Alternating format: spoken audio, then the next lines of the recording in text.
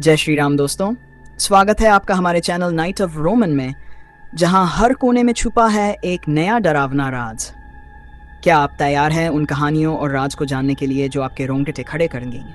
उन अंधेरी रातों के लिए जब आप बत्ती बुझाकर सोना भूल जाएंगे? यहाँ हम आपको ले चलेंगे ऐसे स्थानों पर जहां आज भी गूंजती है भूतों की सिसकियां और जिन्नों की कहानियां। तो आइए शुरू करते हैं आज की कहानी। ये कहानी एक छोटे से गांव की है जो घने जंगलों के बीच बसा हुआ था। इस गांव में एक कसाई रहता था जिसका नाम था राघव। राघव अपनी निर्दयता और क्रूरता के लिए जाना जाता था।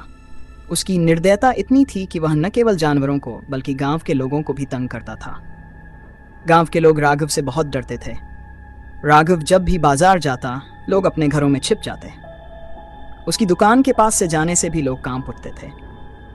राघव ने कई निर्दोष जानवरों और लोगों की जान ले ली और उसके हाथों मरने वालों की चीखें आज भी गांव की हवाओं में गूंजती थीं। एक दिन राघव ने एक गरीब किसान का बेटा रमेश को अपनी दुकान में काम करने के लिए मजबूर किया।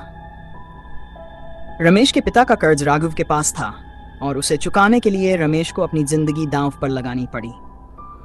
दुकान में काम करते हुए रमेश ने कई रहस्यमयी चीजें देखी।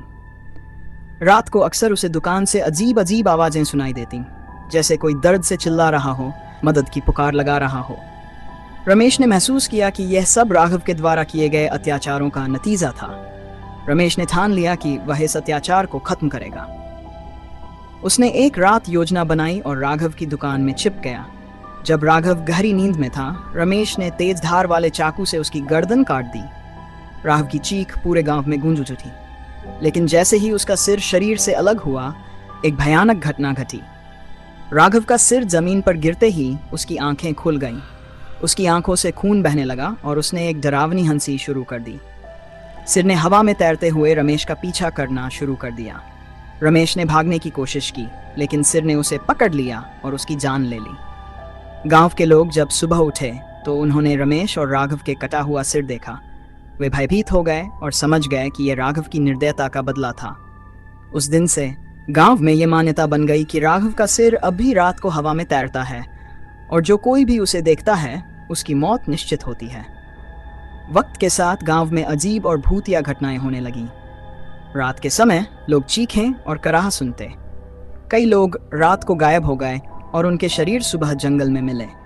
कहा जाता है कि राघव का सिर अभी भी निर्दोष लोगों की आत्माओं को तड़पाता है और उन्हें अपनी क्रूरता का शिकार बनाता है। गांव के लोगों ने तांत्रिक और पंडित बुलाए, लेकिन कोई भी उस अभिशाप को नहीं हटा सका। अंततः गांव के लोग मान गए कि यह अभिशाप हमेशा के लिए रहेगा। उन्होंने राघव की दुकान को बंद कर दिया और वहां एक मंदिर बना दिया ताकि उसकी आत्मा को शांति मिल सके। लेकिन रात के अंधेरे में अब भी कुछ लोग राघव के सिर को हवा में तैरते हुए देखते हैं और उसकी हंसी सुनते हैं। यह कहानी एक चेतावनी है कि निर्दयता और क्रूरता का अंजाम हमेशा भयानक होता है और अंततः हर बुरे कर्म का भुगतान करना ही पड़ता है।